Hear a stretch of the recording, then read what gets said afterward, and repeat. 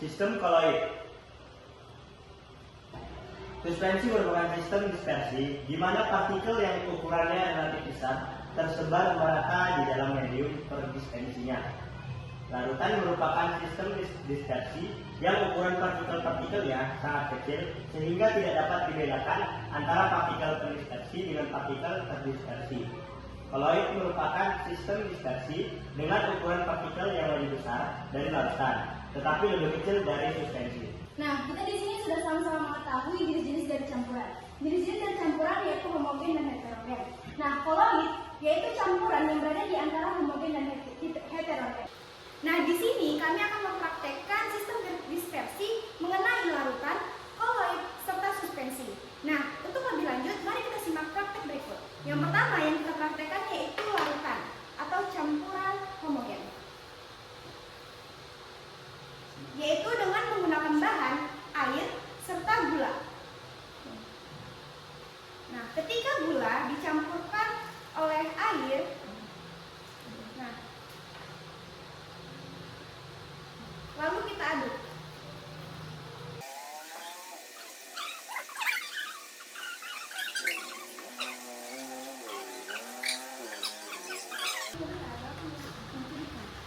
Nah, kita lihat reaksi yang terjadi.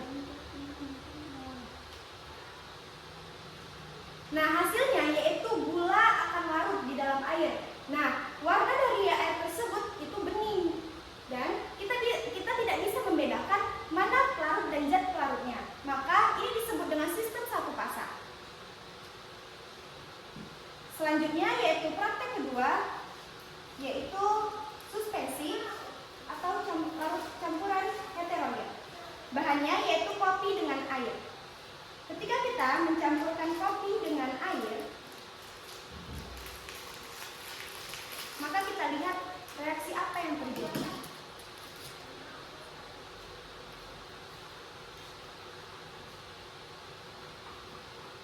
Nah, kopi tersebut kita aduk.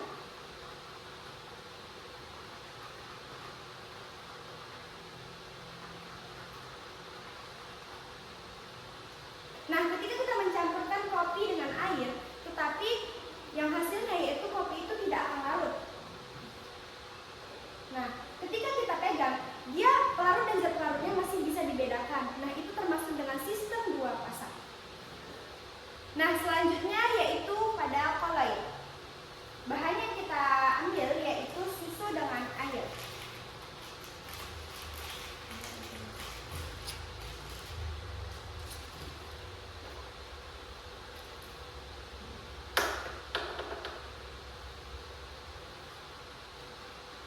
Lalu susu tersebut kita aduk.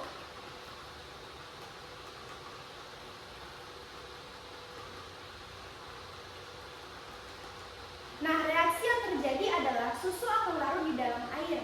Nah, air tersebut tidak menimbulkan air yang bening seperti gula tadi, tapi memiliki air yang keruh. Nah, pelarut dan zat pelarutnya itu tidak bisa kita bedakan atau dia menyatu. Nah, kita masuk ke jenis-jenis koloid. Yang pertama yaitu jenis koloid sol padat, fase terdispersi padat, medium terdispersi padat. Contohnya yaitu gelas warna seperti ini. Nah, gelas warna digolongkan menjadi sol padat itu dikarenakan campuran partikel padatnya itu tersebar merata di padatan lainnya. Itulah mengapa gelas warna ini disebut dengan jenis koloid sol padat. Selanjutnya di sini ada mentega. Contoh lainnya adalah keju. Fase terdispersinya adalah cair, dengan medium pendispersinya adalah padat, dan jenis koloidnya adalah emulsi padat.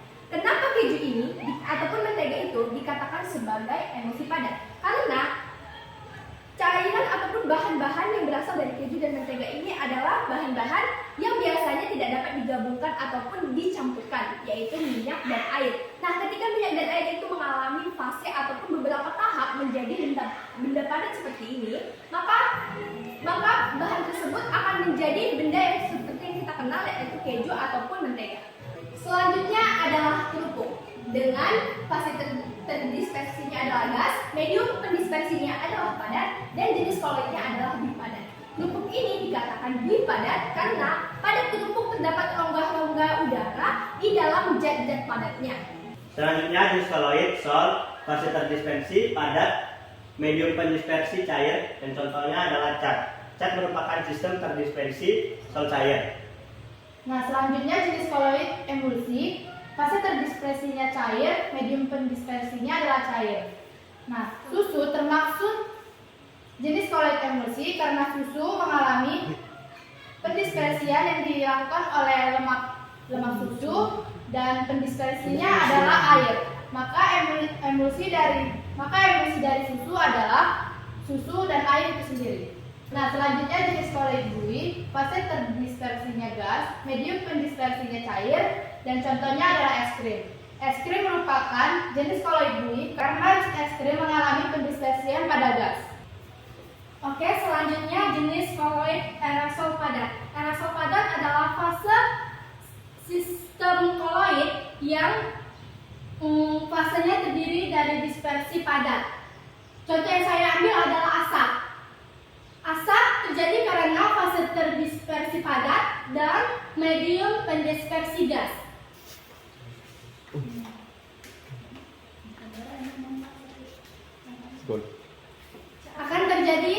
Akan terkeluarnya asap dari pembakaran kertas tersebut.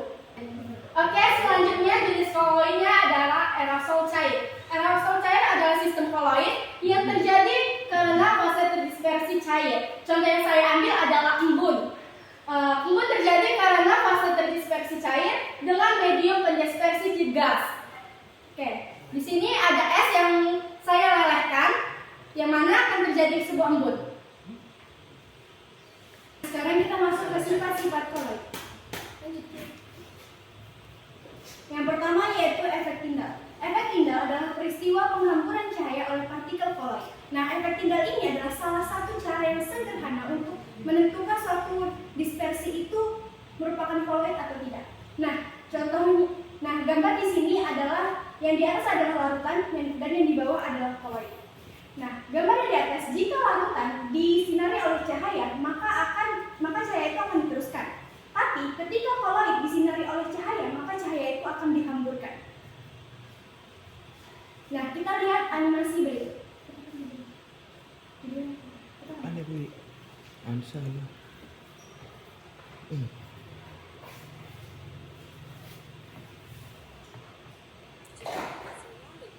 Nah, kita lihat animasi berikut. Di sini ada larutan gula dan air santan kelapa.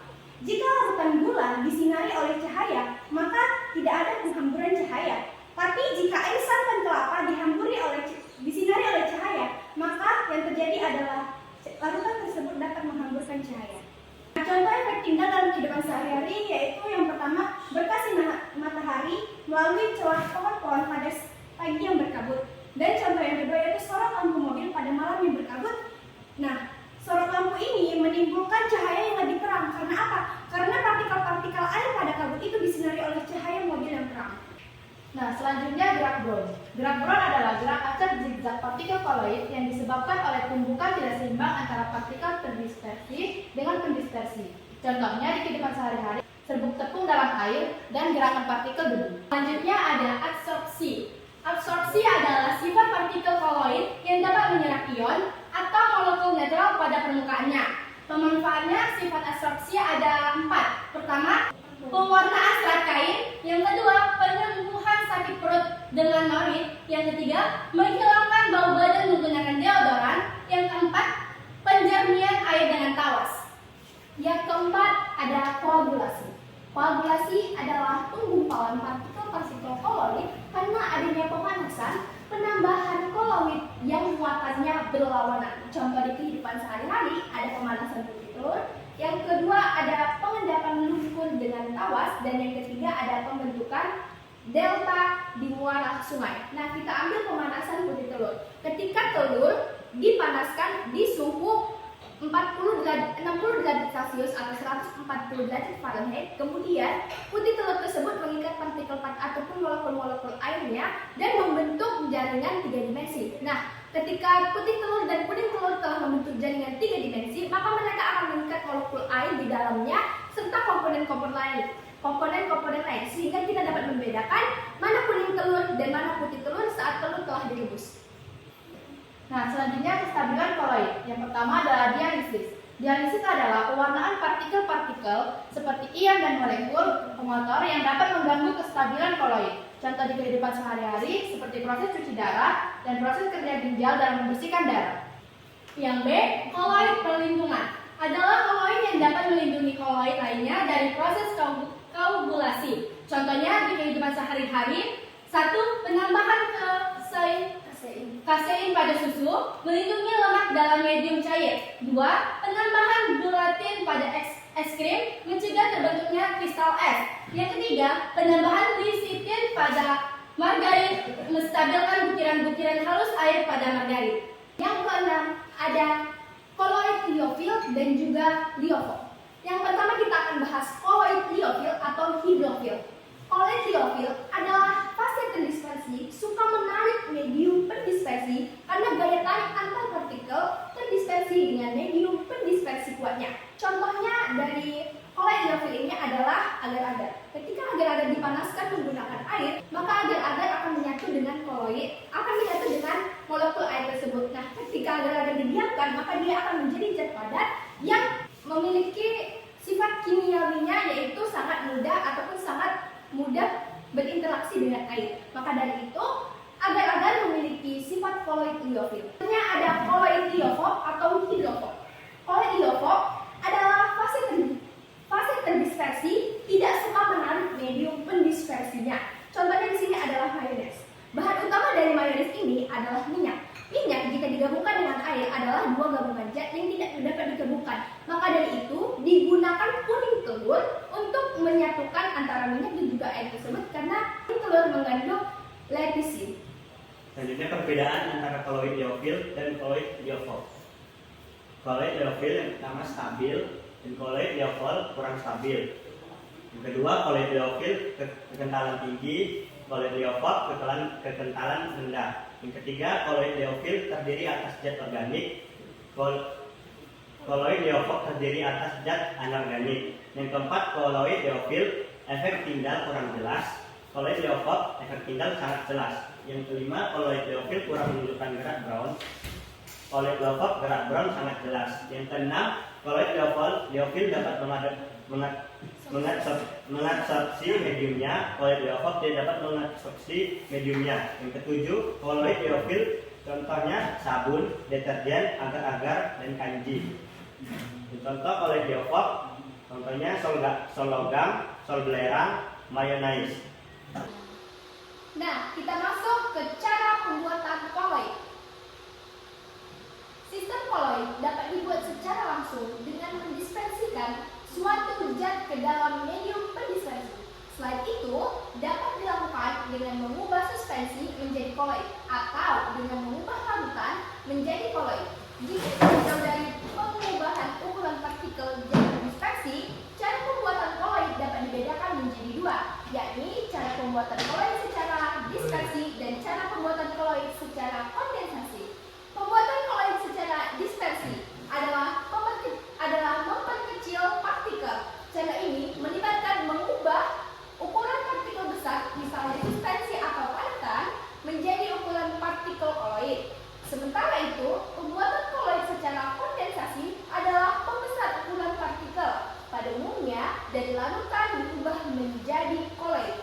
Secara skematis, kedua proses tersebut dapat digambarkan sebagai proses yang berlawanan, di mana sistem koloid berada di antara dua sistem dispersi yang lainnya.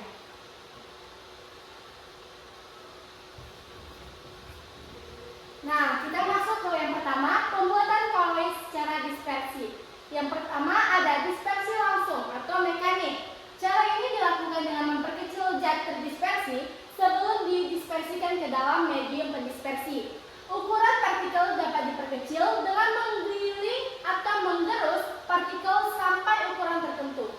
Sebagai contoh adalah pembuatan belerang dalam air. Serbuk belerang dihaluskan terlebih dahulu dengan menggerus bersama kristal bunga secara berulang-ulang. Campuran semen dengan air dapat membentuk koloid secara langsung karena partikel-partikel semen sudah digiling sedemikian rupa hingga ukuran partikelnya menjadi ukuran koloid.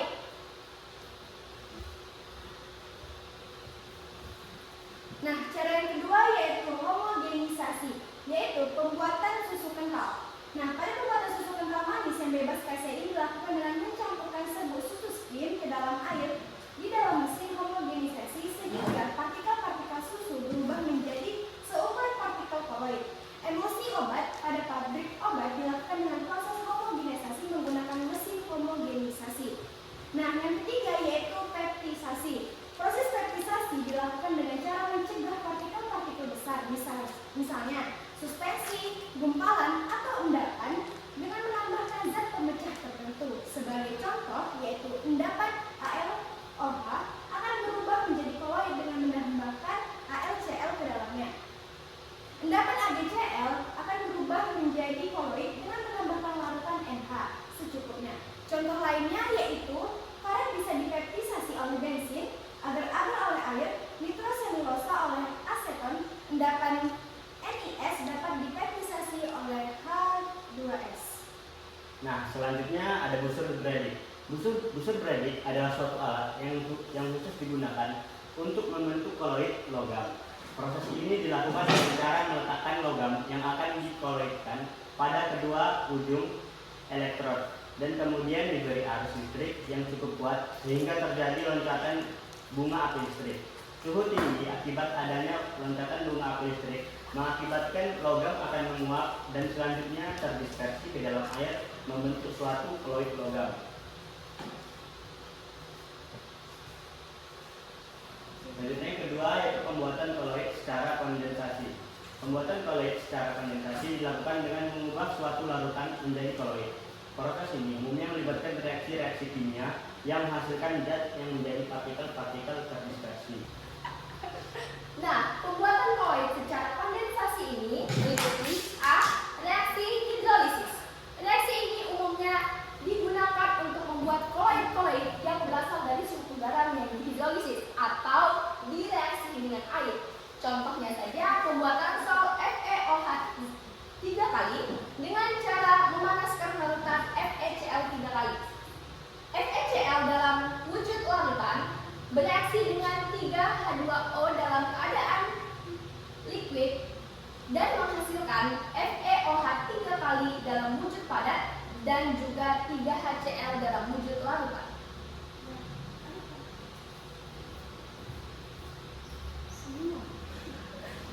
Nah, lanjutnya ada reaksi redox. Apa sih reaksi redox? Reaksi yang melibatkan perubahan bilangan oksidasi. Koloid yang terjadi merupakan hasil oksidasi atau reduksi. Contohnya, pembuatan sel belerang dengan cara mengalirkan gas H2S ke dalam larutan SO2. Reaksinya adalah 2H2S gas dengan bereaksi dengan SO2 aquos menghasilkan 2H2O liquid dan 3S padatan.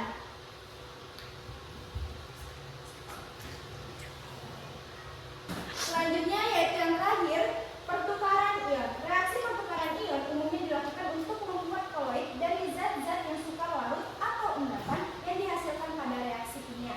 Nah, contohnya yaitu pembuatan sol AS2S3 dengan mengalirkan gas H2S ke dalam larutan AS2O3 dengan reaksi 3H2S dalam bentuk gas, bereaksi dengan AS2O3 dalam bentuk aquos, menghasilkan AS2S3 dalam bentuk padatan dan 3H2O dalam bentuk liquid. Nah, selain dengan cara-cara di atas, koloid ada yang terbentuk secara alamiah, misalnya lumpur, getah karet, dan getah pohon.